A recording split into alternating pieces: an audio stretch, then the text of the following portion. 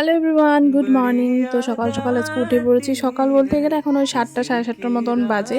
তো একটু দাঁত ব্রাশ করতে করতে এখন আমরা রাস্তায় চলে আসলাম। রাস্তায় আসার পরে এই যে তোমাদেরকে তো এর আগের ভিডিওতে একটা শর্টসের মাধ্যমে তোমাদের বলেছিলাম যে আমাদের এখানে হচ্ছে মানে আমাদের সামনের বাগানটায় হচ্ছে কিছু বোনা হয়েছে। তো এখানে অনেক কিছু যেমন ধরো পাটের পাতা, তারপরে ডাঁটা, এগুলো আর কি ইয়ে করা হয়েছে।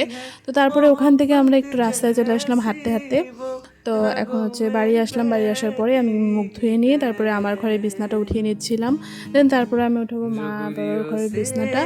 তো এদিকে দেখতে পাচ্ছি ঘর কিন্তু ভালো এলোমেলো হয়ে আছে, একটু পরে গোছাতে হবে। তো যাই হোক, এবার প্রথমে হচ্ছে বিছনাগুলো উঠিয়ে নিচ্ছি, নাহলে ভালো লাগে না দেখতে। তো আমার ঘরে বিছনা উঠানো কমপ্লিট। এখন আমি চলে আসলাম মা বাবার রুমে, এখানেও বিছনাটা উঠিয়ে নিচ্ছি। তো এখন হচ্ছে গরমের দিন তো পড়েইছে, কিন্তু হচ্ছে যেহেতু বৃষ্টি, আবহাওয়াটা একটু ঠান্ডা ঠান্ডা, ওই জন্য ব্ল্যাঙ্কেটগুলো লাগে। তো কদিন পর থেকে হয়তো আর লাগবে না। পরে হচ্ছে আমি চলে আসলাম রান্নাঘরে। এখন হচ্ছে চা বানাতে, মা রান্নাঘরটা সেরে দিচ্ছে, আমি এদিকে চাটা বানিয়ে দিচ্ছি, কারণ মিস্ত্রিও আছে, ওদেরকেও খেতে দিতে হবে। তো এদিকে আমি চায়ের জন্য জল বসিয়ে দিলাম, একটু বেশি করে বসিয়েছি, দেখতেই পাচ্ছ তোমরা, কারণ ওই যে বললাম মিস্ত্রি আছে। তো ওদিকে চা বসিয়ে দিয়ে আমি এদিকে শসা আর পেঁয়াজটা কেটে নিচ্ছি, কারণ হচ্ছে মুড়ি মাখবো ভালো করে।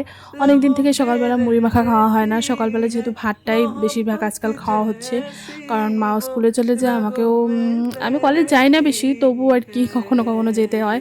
তো যাই হোক, এদিকে এখন মিস্ত্রিতে চা নিয়ে যাচ্ছি আর কি।